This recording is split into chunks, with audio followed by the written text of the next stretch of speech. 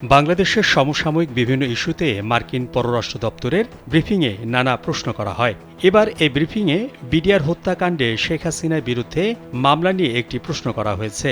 এ বিষয়ে প্রতিক্রিয়া জানিয়েছেন মার্কিন পররাষ্ট্র দপ্তর। ব্রিফিংয়ে মার্কিন পররাষ্ট্র মন্ত্রণালয়ের উপমুখপাত্র বেদান্ত প্যাটেলের কাছে এ বিষয়ে জানতে চাওয়া হয়।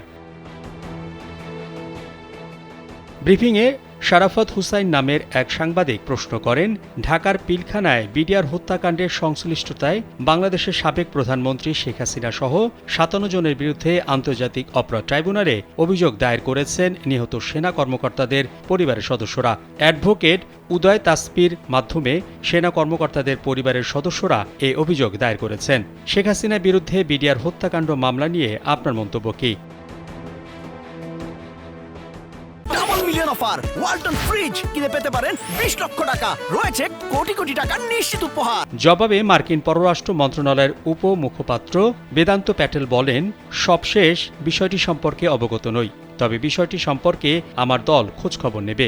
আমরা আপনার জন্য কিছু করতে পারলে আনন্দিত হব।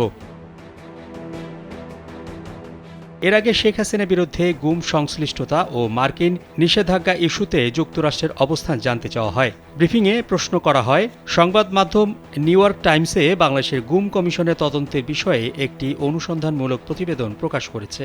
এতে সাবেক প্রধানমন্ত্রী শেখ হাসিনার সংশ্লিষ্টতার প্রমাণ মিলেছে। যুক্তরাষ্ট্র আগেই জোরপূর্বক গুমের ঘটনায় জড়িতদের উপর নিষেধাজ্ঞা আরোপ করেছে। এ বিষয়ে আপনার কোনো মন্তব্য আছে কিনা?